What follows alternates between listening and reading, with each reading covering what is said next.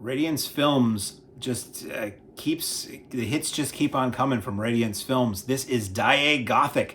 This is a collection of 3 Japanese ghost story films from the late 60s from the Daiei studio, and this was really cool. I didn't quite know what I was going to get going into this, but out of the gate, every one of these movies, to tell you up front, is incredibly atmospheric, very spooky. Transfers are gorgeous, and for me, it's a keeper. It's a really nice set, and I'm really glad they put this out after Halloween, I guess, but very good. And who doesn't want to get spooked out all the time? And one of these is actually perfect for the time I'm recording this, for wintertime. So I'm going to go disc by disc through these and let you know what I thought and what you get for this set. Disc 1, or I'm calling it, this was just the order I watched them in. Disc 1, The Ghost of Yotsuya from 1959, region A and B, so this will play in England or in America. And it is directed by Kenji Misumi with Kazuo Hasegawa, Yasuko Nakada, and Yôko Uraji. It's in Japanese with English subtitles. It is based on a play that apparently had several incarnations before this film was made, and it had several incarnations on film after this. Basic story, it has a nice blood-dripping opening titles too. Basic story is there's an out-of-work samurai and his dutiful wife, and he makes umbrellas. He's at home making these nice paper umbrellas while he whiles away the hour until he can be hired to be, a samurai again. There is a local man of power and influence whose young daughter takes a liking to this married samurai and basically threatens to do herself in if she can't have him. He entertains her affection in hopes that the father will hire him and he will be gainfully employed. So he sort of plays along, and she's like, I'm married. That's great, but the job would be great. And eventually things go down a very dark path, shall we say. I really don't want to give the story away. This really isn't a ghost story or a supernatural or a horror story, really, until toward the end. It's really only like maybe the last 20 minutes. It's a heavy melodrama up to that point, but you can see it going down a progressively darker road, and it's really good. You could say it's a horror movie in tone before it's a horror movie in practice, but it's I quite liked it. So it's special features on this one. Kiyoshi Kurosawa, J-horror director, discusses the film and its influence on the Japanese genre cinema. That's 20 minutes. The Endless Curse of Oiwa, visual essay by Japanese film historian Kyoko Hirano, discussing the centuries-long evolution of the ghost of Yotsuya and what sets this version apart. 22 minutes, and then you get the trailer that's 2 minutes. Disc 2 is The Snow Woman, maybe my favorite on this set, from 1968. It is 80 minutes, directed by Tezuko Tanaka with Shiho Fujimura, Akira, Ishihama, Taketoshi Naito. Apologies to all of those people and their descendants. Japanese with English subtitles. Film starts off with a youngish guy and his older mentor out in the woods, and they're looking for the right part of a tree to carve an idol for their local temple. A blizzard hits, they get snowed in, and we meet the titular snow woman that is not a ghost, but like this creature in human-like form who is summoned up when there is snow and takes lives it feeds on life, basically. Feeds on life force, not to be confused with the Toby Hooper movie. Feeds on life force to be able to survive.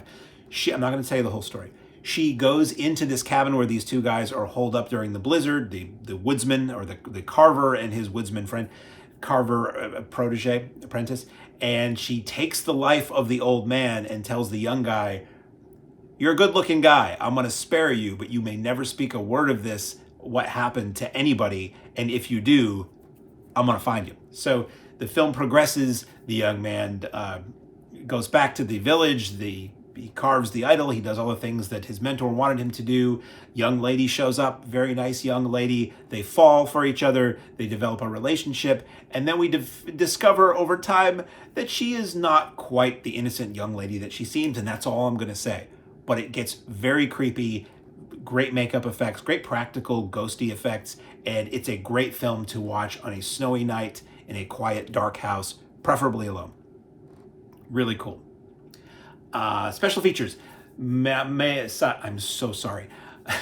Masayuki Okai, director of Hypnosis and Shutter, discusses The Snow Woman and its unusual status among Japanese ghost stories. That's 16 minutes. The Haunted Mind of Lafcadio Him. This is probably mangled that one too. Visual essay by the biographer of that person whose name I'm not going to attempt twice, who also had written Kwaidan. Biographer Paul Murray discusses the author's life and work and influence of the Gothic in his writing. That's 7 minutes. Then you get the trailer for this movie, The Snow Woman, that's 2 minutes. And then the third disc, the third feature here.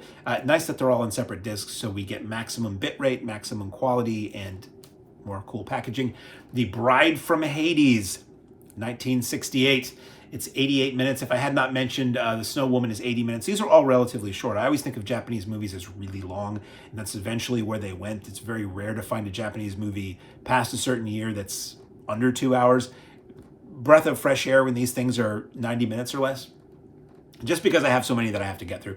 So The Bride from Hades, it's Satsuo Yamamoto is the director, with Kôjirô, Hongô, Miyoko, Azaka, and Mayumi Ogawa. It's in Japanese with English subtitles, as are all of these. Great subtitles too, easy to read. A young male school teacher in a small village is visited by a young woman and her aide during a multi-day Festival of the Dead thing, where it's one of those things where the membrane between the dead and the living are looser, and people send little boats with flaming lanterns out into the lake or into the pond to speak with people on the other side and all that.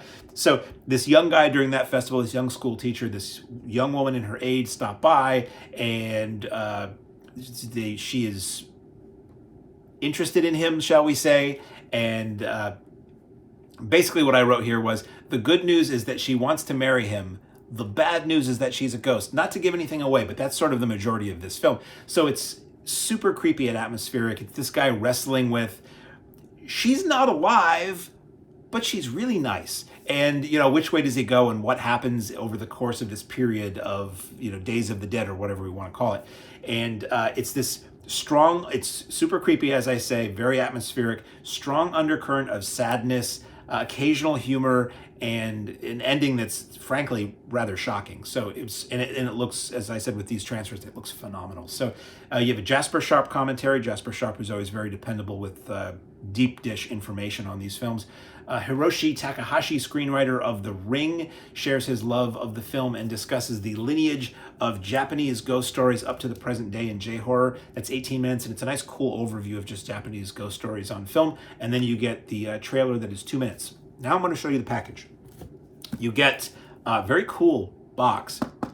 I believe that is the Snow Woman that we see on the cover there. So the discs housed in a slipcase, and even the slipcases, they put the obi strip in there. So we take out la package, and we get Ghost of Yotsuya, front and back. Crack it open, and if you take out the disc, is never anything to write home about, but you get alternate, so you get newly commissioned and original poster art for each of these, which I think is a nice touch. You get the Snow Woman, maybe my favorite of the set. Oops, sorry. And we crack it open, and you get, try not to crack the disc when we crack it open, alternate cover there. Winter horror, good winter horror. Try to find good Christmassy or winter horror. There isn't a ton. There's a lot, but there are not a ton that are good.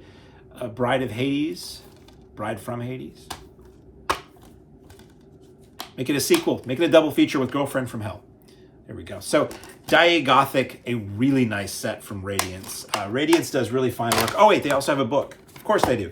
This is like a hefty booklet with essays about the films. Legit, there's some weight to this thing. And the writing in that is excellent too. So Daiei GOTHIC, available now on Blu-ray from Radiance Films.